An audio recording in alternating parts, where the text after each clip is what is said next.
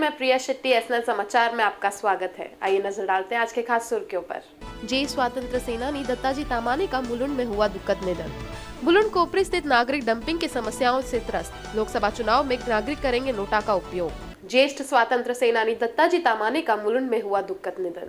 ज्येष्ठ स्वतंत्र सेनानी दत्ताजी तामाने ने रात 12:45 को अपनी आखिरी सांसें ली। उन्हें अग्रवाल शासकीय रुग्णालय में दाखिल किया गया, जहां वृद्धापकाल के चलते उन्हें मृत घोषित किया गया। कई दिनों से बिगड़ी तबियत के कारण दत्ताजी को मुलुंड के साइदन अस्पताल में दाखिल किया गया था। 12 मार्च से बीमारी की अवस्था में कल रात तकरीबन 12:45 को उनका निधन हुआ। दत्ताजी के निधन की बात पता चलते ही मुलुंडकरों में मातम छा गया। समाज के विविध मान्यवरों ने दत्ताजी को आखिरी भेंट दी। इस अंत यात्रा में नवी मुंबई के पालक मंत्री गणेश नाईक, खासदार संजीव नाईक, बालकृष्ण पुर्णेकर, ज्येष्ठ समाज सेविका मनोरमा ताई पाटील, आमदार चरण सिंह सप्रा, सरदार तारा सिंह, आमदार एकनाथ शिंदे, आमदार शिशिर शिंदे, ईशान्य मुंबई आप उम्मीदवार मेधा पाटकर, मुलुंड के समाज सेवक और ज्येष्ठ नागरिक चंद्रशेखर वजे, राष्ट्रवादी के गोविंद मात्रे आदि मान्यवर उपस्थित थे। कई रिश्तेदारों ने अपनी दत्ताजी से जुड़ी हुई यादें व्यक्त की। साथ ही मान्यवरों ने दत्ताजी के जाने को देश का नुकसान कहते हुए श्रद्धांजलि दी। दत्ताजींच्या शेवटच्या काळामध्ये ज्यांनी त्यांची अतिशय परिश्रमपूर्वक सेवा केली अशा त्यांच्या नातसून ऋषाली आज आपल्याबरोबर आहेत। शेवटच्या क्षणापर्यंत आपण त्यांची सेवा केली। एक खरं म्हणजे तो एक दुःखद, आजची ही घटना ही दुःखद आहे, परंतु त्यांची सेवा करायला मिळणं हे मोठं भाग्य आहे। निश्चितच काय सांगू शकाल म्हणजे शेवटच्या क्षणापर्यंत दत्ताजींचं म्हणजे एक हे जे वय आहे ते म्हणजे तसं म्हणतात की बालपण असतं, लहान मूल आणि एक वयस म्हणजे अतिशय म्हणजे या वयामध्ये असलेली व्यक्ती यांच्यामध्ये जे फरक आहे, दत्ताजींचा शेवटच्या क्षणाला तुमचा सहवास तुम्हाला लाभलेला आहे, अतिशय जवळचा सहवास लाभलेला, त्याबद्दल तुम्ही काय म्हणाल? मी नाचून जरी असले तरी या शेवटच्या क्षणी मी आईसारखी होते त्यांची। मी आली, मी टीचर आहे, मी घरी आल्यावरती ते वाट बघायचे माझी, मला बोलायचे की तू आल्यावर घर पण येतं, नाही तर मला असं वाटतं मी आश्रमामध्ये राहतोय। आणि he was an institution in himself, म्हणजे अगदी परिपूर्ण होते। ॲज अ टीचर मी त्यांच्याकडून बरंच शिकलेली आहे।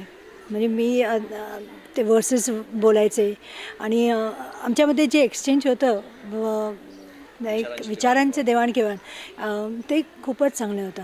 मी आताही जरी हॉस्पिटलमध्ये होते आणि he was in a state of a semicoma, पण तरी ते मी गेल्यावरती बोलायचे आज लवकर आलीस, आज परीक्षा झाली, मी हे एवढे 1-2 वाक्य बोलायचे, ओळखायचे ते, किंवा त्यांना त्यांच्या डोक्यावरून हात वगैरे फिरवला की ते स्पर्श पण ओळखायचे, थोडेसे गुरळे उघडायचे वगैरे। मी 1952 सालापासून त्यांच्याबरोबर काम करीत होतो। आता मला डे टू डे ह्याच्यामध्ये हे करता येत नाही, परंतु 52 सालच्या निवडणुकीपासून कायम त्यांच्याबरोबर काम केलेलं आहे। कुठल्याही निवडणुकीमध्ये मी त्यांच्यावर नाही झालं नाही, त्याच्यानंतर आमचं खानदानच जवळ त्यांचे वाहून गेलेलं। मी त्यांना कायमचा दत्ता एवढाच हाक मारत होतो, पण ते आपले हे रामभाऊ माळगी यांनी त्यांना दत्ताजी केलं। अनेक लोक दत्ताजी बोलत असत, मी कधीच दत्ताजी बोललो नाही, आणि चुकून एकदा आलं तर माझ्या रागवलं होते, तू माझा इथं लहानपणापासूनचा कार्यकर्ता आहेस आणि तू मला दत्ताजी कसं म्हणतोस। त्यापासून कधीही माझ्या दत्ताजी तोंडात आलं नाही, आणि प्रत्येक निवडणुकीमध्ये त्यांचं काम तर केलं। ज्यावेळेला हारल्यानंतर सुद्धा त्यांनी मला ज्यावेळेला हे दिलं होतं, अरे असं होत राहील। आज इतने मैं बोल सकता हूँ कि ऐसे स्वतंत्र सेनानी मेरा ख्याल एक आध कोई होगा तो होगा, परंतु ये मुलुंड की शान थे। मुलुंड का हर आदमी इनको प्यार करता था। आज उनके चले जाने से मैं अपने 3.5 लाख मतदाताओं की or say, Bharatiya Janata party की ओर से उनको श्रद्धांजलि देता हूँ और भगवान से प्रार्थना करता हूँ कि भगवान उनकी आत्मा को शांति दे। नहीं, आज़ादी आंदोलन के बाद निकले हुए ऐसे बहुत कम लोग हैं जो समाजवादी विचारधारा के तो रहे ही, लेकिन राजनीति और समाज कार्य दोनों में सक्रिय रहे।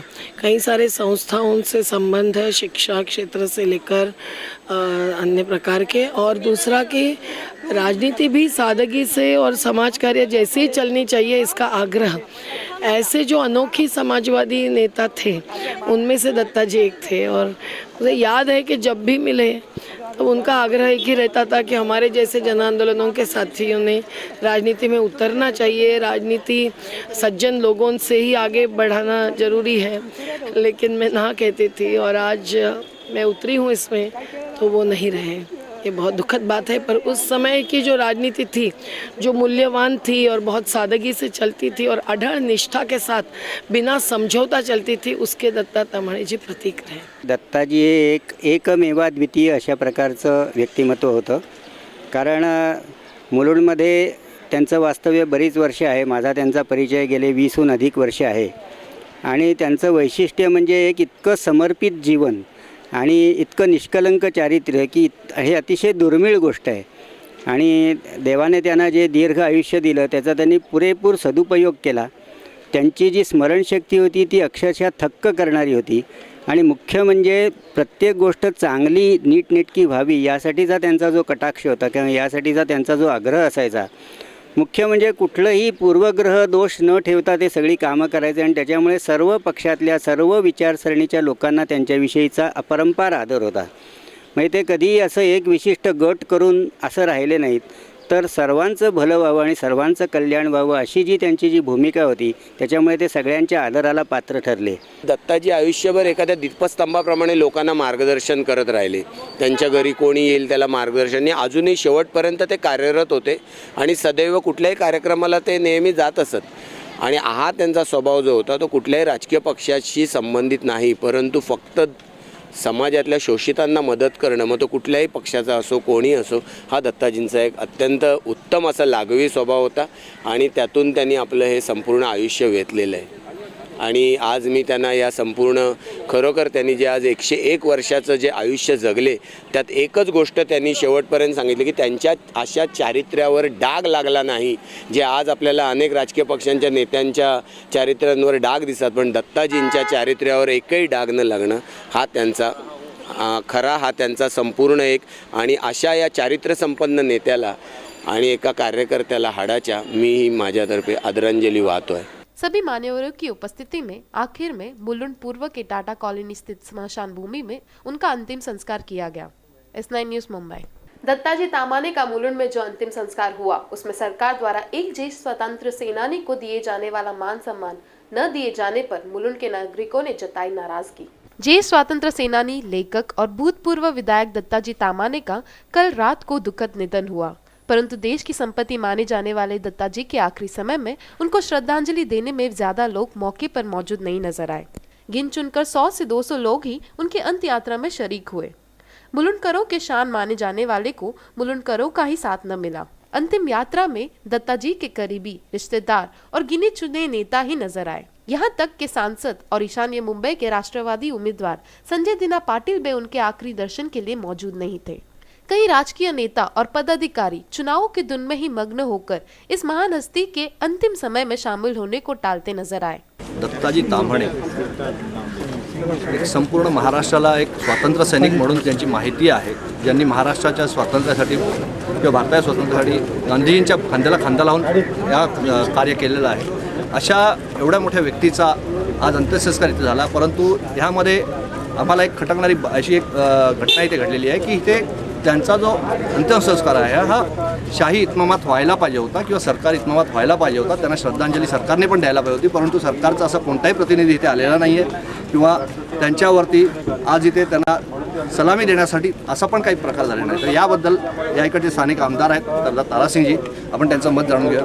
कारण दत्ताजी ताम्हाणेंच्याबद्दल लोकांच्या भावना ह्या अतिशय तीव्र आहेत. खरं त्यांनी जे कार्य केलेलं आहे ते अतिशय महान कार्य आहे, परंतु हाच जो प्रकार झालेला आहे हा सरकारचा कुठेतरी याच्याकडे गलथानपणा म्हणायला हरकत नाही आहे. आज आपण त्यांचं मत इथे जाणून घेऊया, काय म्हणतात. आज यहाँ पर दत्ता ताम्हाणे जी के स्वर्गवास पर सारे मुलुंड के लोग यहाँ पर उपस्थित हुए और ऐसे टाइम में जहाँ सभी संस्थाएं आई, सभी लोग आए, वहाँ पर एक चीज़ खड़कती है खटकती है कि यहाँ पर सरकारी तौर से कोई आदमी भी उपस्थित नहीं हुआ। जब भी इस तरह का कोई सेनानी, फ्रीडम फाइटर का स्वर्गवास होता है तो सरकार की तरफ से तिरंगा झंडा दिया जाता है, उसके साथ में पुलिस की यहाँ पे गोली चला के ऑनर दिया जाता है। पर आज यहाँ पर देखा तो सिर्फ ट्रैफिक की पुलिस ही नज़र आई, बाकी कोई नज़र नहीं आया। ये दुखद बात है कि सरकारी तौर से सिर्फ तहसीलदार और कलेक्टर के आने से ये काम बनता नहीं है। इतने महान आदमी को श्रद्धांजलि देने के लिए यहाँ पर राष्ट्रीय सतह पर तिरंगे झंडे में लिपेट के लाते हैं, जैसे उसी तरह से लाना चाहिए। और सरकार की तरफ से यहाँ पुलिस ने गार्ड ऑफ ऑनर की तरह देते हैं, वो ऑनर देना चाहिए। और यहाँ पर कोई भी नज़र नहीं आया। तहसीलदार और कलेक्टर के सतर के लोग आए, उससे बात जमती नहीं। यहाँ की स्थानिक जनता में इस बात का रोष है कि सरकार ने इस तरफ तवज्जो नहीं दी। हम समझते हैं कि इलेक्शन है, यहाँ नहीं भी होगी, मगर तवज्जो नहीं दी, ये बराबर नहीं है। सरकार के किसी भी न किसी डिपार्टमेंट को यहाँ पर उपस्थित रहना चाहिए। मुझे पूर्ण विश्वास है कि इस गलती की माफ़ी सरकार की ओर से मांगी जानी चाहिए। पुलिस का सरकार का काम है और उन्होंने वक्त पे ऐसे निर्देशन देने चाहिए कि भाई राष्ट्रीय सतर का आदमी, स्वतंत्र सेनानी अगर स्वर्गवास होता है तो उसकी रिस्पेक्ट जोरदार तरीके से होनी चाहिए। पण पाहिलं आमदार तारासिंग यांचं वक्तव्य काय आहे ते खरंच एक खेदजन्य अशी बाब आहे। कारण आपल्या मुलुंडकरांना एक अभिमान होता की दत्ताजी आपल्यामध्ये होते, दत्ताजींचं वास्तव्य मुलुंडमध्ये होतं। परंतु आज आपण इथे बघतोय की इथे जी गर्दी झाली आहे ती फार तुरळक आहे। खरंच दत्ताजींचं कार्य एवढं महान आहे की या गर्दीला म्हणजे त्यांच्याकडे पाहण्याचा किंवा त्यांना शेवटच्या क्षणाला एक आदरांजली द्यायला पण वेळ मिळाला नाही। शासकीय इतमामात दत्ताजींचे अंत्यसंस्कार होणं अतिशय गरजेचं होतं। ही तर सरकारला, राज्यशास्त्राला अतिशय म्हणजे निर्लज्जपणा दाखवणारी ही गोष्ट आहे आणि ह्याच्यापेक्षा कोणतं सरकार आणखी खाली बघू शकतं याचं मला पत्ता नाही। पण या ठिकाणी येऊन नंतर कलेक्टरनी आणि पोलीस अधिकाऱ्यांनी त्यांना मानवंदना दिली, त्यांना पुष्पार्पण केले, ही गोष्ट खरीच आहे। पण समाजाची उदासीनता हा सुद्धा एक चिंतेचा विषय नक्की आहे। खरं सांगायचं म्हटलं तर आज या सरकारी म्हणजे आज नाथा ताम्हाणे एक फार मोठं एक व्यक्तिमत्व होतं या महाराष्ट्रातला, म्हणजे एवढा विद्वानग्रस्त की विधानसभेमध्ये त्यांची जी भाषणं व्हायची, विधानसभेमध्ये त्यांचे विचार आम्ही ऐकत असेल, जे की आम्हाला वृत्तपत्रामध्ये वाचायला मिळायचं, हे विचार त्यांचे प्रगल्भ असे विचार होते अगदी। आणि लिखित स्वरूपात म्हणजे आपण जसं टेप करू शकतो, फार मोठे लिखाण करू शकतो, अशा तरी त्यांचे विचार असायचे। आणि आजच्या ह्या घडीला, आजच्या प्रसंगी सरकार त्यांचा जो अंत झालेला आहे हे सरकार इतमामाने झालं पाहिजे होतं, सलामी त्यांना द्यायला हवी ती, एवढं मोठं व्यक्तिमत्व त्यांचं होती, ती सलामी सरकारकडून मिळाली नाही। मी दुःख व्यक्त करतो, मला अतिशय वाईट वाटतं करायला, असं सरकारने करायला नको होतं। सरकारने ही त्यांना सरकारी दरबार, सरकारी रीती रिवाजाच्या प्रमाणे त्याला आज सलामी द्यायला हवी होती, ती सलामी दिली गेली नाही, थोडा अतिशय मुलुंडवासियांना याचं दुःख नक्कीच आहे। आपल्या कुटुंबातली व्यक्ती गेली, इतकं दुःख आहे ते। मला वाटतं कालावधी थोडासा कमी पडला त्यांना कळायला लोकांना। नाही, साधारण रात्री 12 वाजताच्या आसपास पहाटे सगळ्यांना 7 ते 8च्या दरम्यान किंवा 9च्या दरम्यान कळवलं गेलं, त्यामुळे कालावधी कमी पडला। पण दत्ताजींच्या निधनाला कोण येणार नाही असं काही झालं नसतं। मला वाटतं कालावधी कमी पडला, बातमी फार उशिरा पोचली गेली। परंतु इथे सकाळी आमदार किंवा खासदार, मंत्री येऊन गेलेले आहेत आणि हे नाही, मंत्री ती येऊन खंत आहे, ती वाईट मंत्री येऊन वाटलेली गेल्यानंतर आज कुठेतरी सरकारने त्यांच्याकडे सरकारने डोळेझाक केली आहे असं वाटत सरकारचा नाही? हा अक्षम्य गुन्हा आहे, सरकारने चूक केलेली आहे आणि सरकारने सरकारी इतमामात त्यांच्या निधनाचं कारण मला कार्य आठवतंय करावं की होतं। दत्ताजींचा कुठे सत्कार जरी असेल तरी तिथे 400-500 माणसं जमतात, आम्ही बघितलेलं अगदी आहे। नक्की आणि आज दत्ताजींच्या सारख्या थोर व्यक्तीसाठी ही गर्दी अगदी नगण्य। एक तरफ जहां गए साल ही 100 बरस पूरे होने पर महाराष्ट्र सरकार द्वारा विधान परिषद में दत्ताजी का सत्कार किया गया था, तो दूसरी ओर जहां स्वतंत्र सेनानी का अंतिम वक्त में आखिरी सलाम दिया जाता है, वैसे प्रशासन द्वारा कुछ भी यहाँ नहीं किया गया। इतने बड़ी हस्ती का बड़े प्रामाणिक और आम तरीके से अंतिम संस्कार हुआ, इस पर मुलुंडकरों में प्रशासन के खिलाफ खासी नाराजगी दिखाई दी। वीडियो जर्नलिस्ट योगेश के साथ प्रिया शेट्टी, S9 न्यूज़, मुंबई। वक्त चला है छोटे से विश्राम का, पर इस नए समाचार में खबरों का सिलसिला हुई जारी।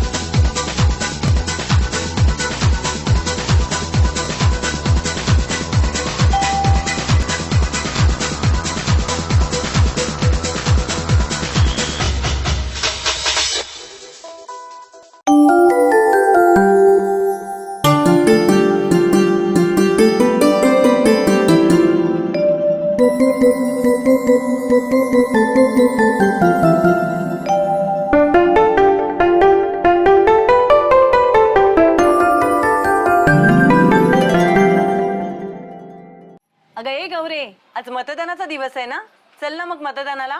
ए चल, चला चला. काय कुठे निघाला तेवढ्या सगळ्या जणी? आम्ही मतदान करायला निघालो आहोत. महिलांनी जास्तीत जास्त प्रमाणात मतदान केलेच पाहिजे आणि आता महिला मागे राहणार नाहीत. ठेवा तुमच्यापाशी, पण मत कोणाला द्यायचं कळलं ना. आम्हाला पैसे नकोत. एवढा स्वाभिमान का नसावा? आम्ही जागृत मतदार आहोत. चला ग. कोणत्याही प्रलोभनाला बळी न पडता मतदान करा.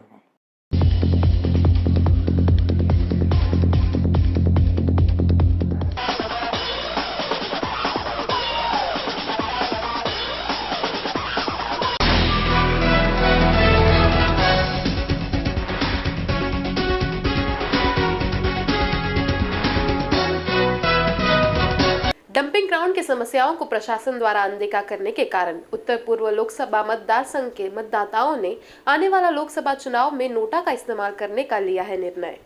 मुलुंड परिसर में जहां 10,000 की लोक संख्या है, वहां मुलुंड पूर्व में स्थित हरिओम नगर के नागरिक पिछले 10 सालों से कचरे की डंपिंग की समस्या से जूझ रहे हैं। इसके परिणाम स्वरूप नागरिकों को विविध बीमारियों का सामना करना पड़ता है। गौर करने वाली बात है कि डंपिंग ग्राउंड में कचरा डालने की क्षमता खत्म हो चुकी है, फिर भी दिन ब दिन कचरे का ढेर बढ़ते ही जा रहा है। इसी कारण लोकसभा चुनाव के चलते यहाँ के निवासी डंपिंग ग्राउंड हटाने की मांग कर रहे हैं। हर किसी व्यक्ति को अच्छा व स्वास्थ्य जीवन जीने का अधिकार है। डंपिंग ग्राउंड के कारण लोगों के स्वास्थ्य से खिलवाड़ करने की बात रहिवासियों ने S9 से बात करते हुए कहा। मुलुंडचं डंपिंग ग्राउंड इथे गेले 30 वर्षापासून इथे कार्यरत आहे. इथे डंपिंग चालू असल्यामुळे लोकांना ज्या नागरी समस्या आहेत, जसं काय त्यांच्या मुलं आहेत, मोठी वृद्ध माणसं आहेत, त्यांना श्वासोच्छ्वास घेण्याचा त्रास, वेगवेगळ्या प्रकारचे रोग निर्माण झालेले आहेत. तुम्ही जर बघितलं, हे डंपिंग ग्राउंड आमच्या बिल्डिंगच्या कंपाऊंडच्या 100 मीटर आतमध्येच हे इलिगल पद्धतीने डंपिंग ग्राउंड होतं. याची कॅपॅसिटी जवळजवळ 2003मध्येच संपलेलं आहे.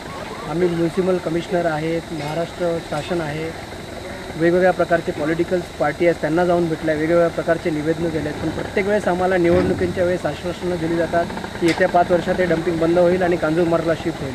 गेली 5 वर्ष आम्ही हेच ऐकतो आहे, पण आमच्या या समस्यांकडे कुठल्याही प्रकारे पॉलिटिकल लोकांचं हे लक्ष जात नाही आहे. कांजूरमार्गचं डंपिंग त्यांनी चालू केलेलं आहे. कुठल्या तरी वनशक्ती वगैरे ह्या ज्या वेगवेगळ्या पॉलिटिकल एजन्सी आहेत, त्यांनी हे PIL टाकलेली आहे की तिकडे निसर्गाची हानी होते, व्हायोलेशन होत आहे. त्यांना इकडे जर हे आल्यावर दिसत नाही आहे का इथे निसर्गाची हानी होते, एअर पोल्युशन होतं आहे. आज जवळजवळ 30,000 लोक इथे राहत आहेत. हा फक्त हरिओम नगरचा प्रश्न नाही. इथे मुलुंड ईस्टची कॉलनी आहेत, म्हाडाची कॉलनी आहे, कोपरी आहेत, ठाणा ईस्ट आहे, 12 बंगला आहेत. जवळजवळ 30,000 ते 40,000 नागरिक इथे 2 किलोमीटरच्या रेडियसमध्ये राहतात. त्यांना श्वासोच्छ्वासाच्या समस्या आहेत, डोळ्यांचे समस्या आहेत. श्वास घ्या, रात्री जर तुम्ही आला तर 8-9 नंतर इथे चालू शकत नाही. एवढा धुरांचं साम्राज्य पसरलेलं असतं. कचरा आहे, रॅक फिल्टर्स आहेत, मिथेनच्या वायू आहेत, विषाणू आहेत.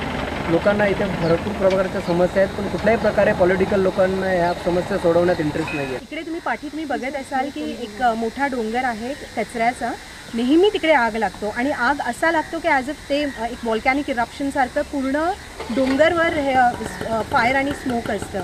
आम्ही फोन केल्यावरही इकडे फायर ब्रिगेड येत नाही आणि असं प्रकारे प्रॉब्लेम होतं की मुलांना आम्हाला संध्याकाळी घरी घेऊन जावं लागतं आणि खिडक्या सगळे बंद केले तरीही आम्ही सफोकेट होतो आणि आम्हाला काही बायकांना आम्हाला हॉस्पिटलला न्यावं लागतं कारण दुधमडल्यासारखं वाटतं सगळं बंद केल्यावरही. हमारे घर के पास में कचरा डंपिंग ग्राउंड है.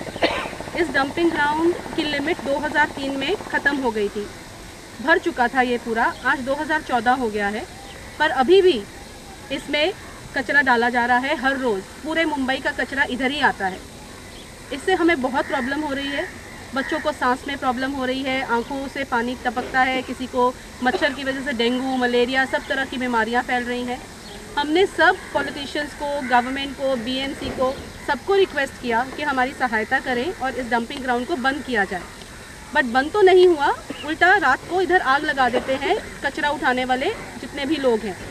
और जब आग लगती है धुआं इतना उठता है कि सुबह तक हमें अपने घरों से बाहर भी दिखाई नहीं देता. सांस लेना तो दूर की बात है और सभी बच्चे बहुत ही ज़्यादा बीमार पड़ रहे हैं. इसलिए हमारी रिक्वेस्ट है सबसे जो भी इसमें इन्वॉल्व है कि प्लीज़ हमारी मदद करें और इस कचरे डंपिंग ग्राउंड को बंद करें और धुआं बुझाएं.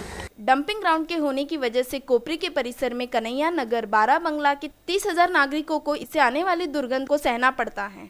कांजूरमार्ग में कचरा डालने से लोगों का विरोध होने पे ये कचरा हरिओम नगर के डंपिंग ग्राउंड में डाला जाता है. दोनों तरफ से ही इसका विरोध किया जा रहा है. डंपिंग ग्राउंड के मुद्दे का अगर कोई हल नहीं निकला तो हम आने वाले लोकसभा चुनाव में नोटा का अधिकार का इस्तेमाल करेंगे. आम्ही जवळजवळ आज 10 ते 15,000 नागरिक आहोत, इथे मतदार आहोत आम्ही भारताचे. आम्ही असं सगळ्यांनी ठरवलेलं आहे की ह्या वर्षी निवडणुका जोपर्यंत आमचं हे डंपिंग ग्राउंड इथे बंद होत नाही, लोकसभेच्या इलेक्शनचं आता 10 दिवसावरती येऊन ठपल्या आहेत, नंतर अजून त्याच्या 6 महिन्यानंतर महाराष्ट्राच्या विधानसभेच्या निवडणुका, जोपर्यंत आमचं हे डंपिंग ग्राउंड बंद होणार नाही आम्ही कुठल्याही नागरिकाकडचे मतदान करणार आहोत. नोटा हा जो कायद्याने अधिकार आम्हाला दिलेला आहे आम्ही तो वापरणार आहोत. हम लोग इस साल अगर हमारा डंपिंग ग्राउंड का सोल्यूशन, हमारे हरिओम नगर में सिर्फ और सिर्फ एक ही प्रॉब्लम है डंपिंग ग्राउंड. हमारे किसी चीज़ के लिए भी हमको बाहर का पॉलिटिशियन के कोई चीज़ की ज़रूरत नहीं पड़ती है, ना इंटरनल रोड बनाने के लिए या कोई सिक्योरिटी के लिए या पुलिस के लिए कुछ ज़रूरत नहीं पड़ती. हमारा एक ही प्रॉब्लम है इस डंपिंग ग्राउंड. और अगर ये डंपिंग ग्राउंड नहीं हटेगा तो शायद ये साल क्या इसके कितने सालों तक जब तक ये डंपिंग ग्राउंड नहीं हटेगा हम लोग कोई वोटिंग नहीं करेंगे, नोटा यूज़ करेंगे. जब हमारी मांगे अगर नहीं मानी जाएंगी तो हम सभी लोग नोटा यूज़ करेंगे. मैं तो करूँ. मतदाताओं की भूमिका स्पष्ट करने के बावजूद भी इसके बाद भी नागरिकों द्वारा इस विषय को बढ़ावा देने की बात आमदार चरण सिंग सप्रा और सांसद संजय दीना पाटील ने S9 से कहा. ज्या प्रश्नावर त्यांनी ठरवलंय खरंच लोकांना खूप त्रास आहे आणि गेले अनेक वर्ष त्याने आम्ही मदत करतोय, आंदोलन करतोय, सर्व करतोय. आमदार चरण सप्रांनी पण त्याच्यामध्ये खूप पुढाकार घेऊन मुख्यमंत्र्यांना असू दे का सरकारकडे जाऊन का हाऊसमध्ये प्रश्न उठवून त्याबद्दल अवेअरनेस केलेलं आहे. सर्व म्हणजे जागरूकता करण्याचे प्रयत्न केला, पण काही तांत्रिक अडचणीमुळे ते प्रलंबित राहिलेलं आहे. पण आता हे इलेक्शन झाल्यानंतर आम्ही लगेच त्याच्या मागे लागून करून घेऊ आणि त्यांना विनंती करतोय का असं करून चालणार नाही. आपल्याला जे आंदोलन आहे ते चांगल्या प्रकारे केलं पाहिजे. मतदान हा अधिकार आपण गाजवलाच पाहिजे आणि जे लोक मदत करतात त्यांना, जे लोक त्यांच्याबरोबर राहिलेले आहेत अशा व्यक्तींना त्यांनी मदत करून परत त्यांचा आवाज आहे तो आमदार म्हणून का खासदार म्हणून त्यांनी तो पाठवला पाहिजे, तरच त्यांचं काम करण्यामध्ये अजून त्यांना ताकद मिळेल. मुलुंड का डंपिंग ग्राउंड बंद करने का तय किया है शासन ने, लेकिन कुछ लोग कांजूरमार्ग के डंपिंग ग्राउंड को लेकर के कोर्ट में गए हैं. कोर्ट ने स्टेटस को मेंटेन करने के लिए बोला है, इसलिए कांजूरमार्ग में डंपिंग शुरू नहीं हो सकती, मुलुंड में रुक नहीं सकती, ऐसा विषय है. कचरा जाएगा तो कहाँ जाएगा. अब इसके तहत उसका मार्ग माननीय मुख्यमंत्री साहब ने निकाला है कि जो कचरा यहाँ पर है उसको आधुनिक तरीके से किस तरह से डिस्पोज ऑफ ट्रीटमेंट किस तरह से की जा सकती है, उसके लिए फ़ंड की भी तरतूद माननीय मुख्यमंत्री साहब ने की है. उन्होंने सीताराम कुंटे जी से ये भी कहा कि महानगर पालिका अगर खर्चा नहीं कर सकती तो राज्य सरकार उतने करोड़ रुपए देने के लिए तैयार है. तो ऐसी सारी प्रोसेस चल रही है और ये हरिओम नगर की एपेक्स बॉडी को सब कुछ पता है. इसके बावजूद मैं उनको ये कहना चाहता हूँ कि जब हम ईमानदारी से प्रयास कर रहे हैं तो ये बहिष्कार नहीं डालना चाहिए. ये लोकतांत्रिक तरीके से आप अपनी बात डेमोक्रेसी में मनवा सकते हो। तो मेरी उनसे आग्रह है, विनंती है कि उन्होंने वोटिंग के लिए आना चाहिए। Sarika Salunke, S9 news, Mumbai. Pitambari ayurvedic health clinic द्वारा मुफ्त आरोग्य जांच शिविर का आयोजन। पीताम्बरी आयुर्वेदिक हेल्थ द्वारा थाने में मुफ्त आरोग्य शिविर का आयोजन किया गया था। इस शिविर में मुफ्त खून की जांच, जोड़ों की जांच, मोटापा, अस्थि विकार आदि समस्याओं की मुफ्त जांच की गई। परिसर के नागरिकों ने इस शिविर का लाभ उठाया। आयुर्वेद के तज्ञों द्वारा रुग्णों को मार्गदर्शन किया गया। पीताम्बरी के उपाध्यक्ष दीपक परांजपे ने इस उपक्रम की जानकारी S9 से बात करते हुए दी। आज प्रयोजन असं आहे की पीताम्बरी आयुर्वेदिक हेल्थ क्लिनिक तर्फे मोफत रुग्ण तपासणी आणि रोगनिदान शिबिर आपण आयोजित केलेलं आहे। मोठ्या प्रमाणावर त्याचा ठाणेकरांनी आणि इतर रहिवाशांनी त्याचा उपयोग घेतलेला आहे। आतापर्यंत साधारणपणे 100 रुग्ण आमच्याकडे तपासणी करून गेलेले आहेत। त्यांना आपण मोफत रुग्ण तपासणीचे एक औषध प्रदान केलेलं आहे। त्यामध्ये सांधेदुखी, अस्थिविकार, मधुमेह, स्थूलपणा, त्वचा विकार, श्वसनाचे विकार आणि विविध विकार यावर त्यांना आपण मार्गदर्शन दिले आणि त्यानंतर स्वस्त अशी औषधं त्यांना उपलब्ध करून दिली। आतापर्यंत 100 रुग्ण येऊन गेलेले आहेत। संध्याकाळी सुद्धा आपण 6 वाजेपर्यंत रुग्ण तपासणी चालू ठेवणार आहोत। आपलं पंचकर्म क्लिनिक हे आपण चालू केल्यानंतर आज मोठ्या प्रमाणावर हा पहिला कॅम्प आहे आमचा आणि दर महिन्याला आम्ही असं प्रयोजन आहे की एक कुठला तरी कॅम्प आपण त्याच्यामध्ये स्थूलता असू शकेल किंवा लहान मुलांचं एखादा आजार असेल त्यावर आपण एखादा कॅम्प घेऊ आणि अशी आपली मालिका चालू आपण करण्याचा विचार आहे। तसंच ह्यामध्ये असं आहे की आता क्लिनिक चालू केल्यानंतर काही जणांना आपल्याला पंचकर्म करायची सुद्धा आपण प्रयोजन असतं। तर पंचकर्माचं सुद्धा आपण एक आयुर्वेद पीतांबरीचं पंचकर्म केंद्र चालू केलं आहे आणि त्यामध्ये आपण आता पंचकर्म क्लिनिक सुद्धा आपण चालू केल्यानंतर तिथे सुद्धा त्यांना आपण रेकमेंड करतोय आणि तिथे सुद्धा आज आपण रजिस्ट्रेशन केल्यानंतर त्यांना साधारणपणे 15% डिस्काउंट आपण देतोय आणि सगळ्यांना व्यवस्थित रुग्ण तपासणी होणं हे ह्या मुख्य कैंप का उद्देश्य है। सुबह 9 से दोपहर 2 बजे तक और दोपहर 3 से 7 बजे तक आरोग्य शिविर का लोगों ने भरपूर लाभ उठाया। इस शिविर में आने वाले नागरिकों को कम कीमतों पर दवाएं भी दी गई। डॉक्टर शीतल विस्पुते ने शिविर का लाभ लेने आए महिलाओं को स्वास्थ्य की टिप भी दी। तर इथे जे कन्सल्टेशन आहे ते फ्री करण्यात आलं आहे आणि अगदी सवलतीच्या दरात औषधं उपलब्ध आहेत। तर पीतांबरीचे एक आयुर्वेदिक औषधं तर मार्केटमध्ये आलेलेच आहेत। त्याबरोबर एक क्लिनिक आहे नौपाड्याला आणि एक पंचकर्म सेंटर, अशा 2 प्रकारे आयुर्वेदाच्या थ्रू आपण रोग निदान आणि प्लस एक आयुर्वेद ही एक जीवनशैलीच आहे, एक चिकित्सा पद्धती आहे, ती सर्व लोकांपर्यंत पोहोचवण्याचा आपण प्रयत्न करत आहोत। तर आज इथे क्लिनिक आहे, एक औषधी आपण वितरण करत आहोत, त्याचबरोबर डाएट, योगा या पण गोष्टींची माहिती पेशंटला देण्यात येणार आहे। वीडियो जर्नलिस्ट योगेश के साथ सारिका सालुंके, S9 न्यूज़, ठाणे। वक्त चला है छोटे से विश्राम का, पर S9 समाचार में खबरों का सिलसिला हुई जारी।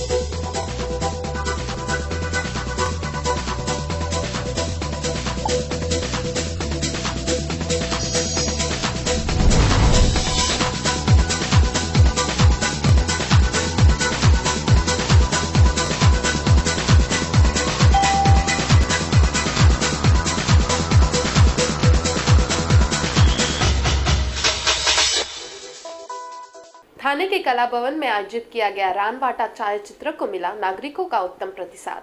किसी सुरेख सी याद को हमेशा के लिए कैद कर पाने का जरिया छायाचित्र। हमारी जिंदगी के कई ऐसे पल हम छायाचित्रों द्वारा हमेशा जीवित रख पाते हैं। थाने के कला भवन में रानवादा प्रदर्शन का आयोजन किया गया था। इस प्रदर्शन में 60 से ज़्यादा छायाचित्रकारों ने अपनी तस्वीरें प्रदर्शन में रखी हैं। अपनी कला का प्रदर्शन करते नज़ारों का इनमें समावेश है। जैसे स्विट्जरलैंड, नॉर्वे, यूनाइटेड किंगडम जैसी पर्यटकों की पसंदीदा जगह, ऐतिहासिक किले, सिंहगढ़, तोरना, ऐतिहासिक महत्व वाले स्थल, वेरूळ जैसी गुफाएं, वाड़ा, ज्वार जैसी आदिवासी बस्तियां, वन्य प्राणियों का जीवन दर्शाते स्वेर और छुपी तस्वीरें आदि अनेकों विषयों पर आधारित 400 से अधिक छायाचित्र इस प्रदर्शनी में रखे गए हैं। इस प्रदर्शनी में आए लोगों का ऐतिहासिक वस्तुओं के महत्व अधोरेखित करने वाले डॉक्यूमेंट्री दिखाकर लोगों में जागरूकता लाने का आशावाद आयोजक स्वप्निल जोशी ने S9 से बात करते हुए व्यक्त किया। रानो आर्ट ऑर्गेनाइजेशन से ऑर्गेनाइज किया है एग्जीबिशन। इधर 60 फोटोग्राफर्स, उनके 400 पिक्चर्स डिस्प्ले किए हुए और कंसेप्ट ये आरंभ कंसेप्ट है, जो कि नया टैलेंट है, नए फोटोग्राफर्स हैं, उनके लिए डिस्प्ले का एग्जीबिशन, उनका एग्जीबिशन, नए कलाकारों का एग्जीबिशन, उनको एग्जिबिट करने के लिए एक प्लेटफॉर्म है और बहुत वैरायटी आपको देखने को मिलेगी यहाँ पे। नेचर, वाइल्ड लाइफ, लैंडस्केप्स, हर तरह के फोटोग्राफ्स है। 60 फोटोग्राफर्स के अलग एंगल से, अलग विचारों से बने हुए ये फोटोग्राफ्स हैं। इस प्रदर्शनी को नागरिकों ने अच्छा प्रतिसाद दिया और ऐसे और कार्यक्रम आयोजित करने की आवश्यकता पर भी जोर दिया। नवीन लोकांसाठी एक उत्कृष्ट प्लॅटफॉर्म स्वप्नील सरांनी असंच आणखी त्यांनी पुढे कार्य करावं अशी आमची इच्छा आहे। वीडियो जर्नलिस्ट पाची के साथ प्रियंका नायकोड़े, S9 न्यूज़ ठाणे। विश्वास गतिमंद स्कूल की 25वें सालगिरह के मौके पर गतिमंद विद्यार्थियों के कला गुणों का किया गया सत्कार। विश्वास गतिमंद स्कूल का 25वें वर्धापन दिन थाने के गडकरी रंगायतन में आयोजित किया गया। इस कार्यक्रम में स्कूल के सर्वोत्तम विद्यार्थियों को येलो चित्रपट के दिग्दर्शक के हाथों गौरव किया गया। स्कूल के बच्चे भले ही गतिमंद हैं, लेकिन प्रत्येक बच्चे में कोई ना कोई विशेष गुण छुपा हुआ है। इन बच्चों का मान्यवरों के हाथों गौरव किया गया। इस कार्यक्रम में येलो चित्रपट के दिग्दर्शक महेश लिमये, संगीतकार कौशल इनामदार, लेखक अंबर गणेश आदि मान्यवर उपस्थित थे। इस कार्यक्रम में विद्यार्थियों के बीच 4 सर्वोत्तम बच्चों को मान्यवरों के हाथों सर्वोत्तम बच्चों के खिताब से सम्मानित किया गया। दिग्दर्शक महेश लिमये, संगीतकार कौशल इनामदार, लेखक अंबर गणेश आदि मान्यवरों की मुलाकात इस कार्यक्रम में ली गई। येलो चित्रपट को बनाने की प्रेरणा कैसे मिली, इस संबंध में दिग्दर्शक महेश लिमये ने अपनी भावना व्यक्त की।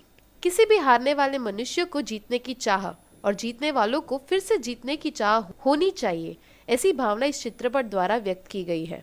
फूलों को जोड़ते जोड़ते कब हार बन गया ये पता ही नहीं चला, ऐसे अंबर ने कार्यक्रम के दौरान कहा। सारिका सालुंके, S9 न्यूज़ थाने। S9 समाचार में आज बस इतना ही, तब तक के लिए नमस्ते।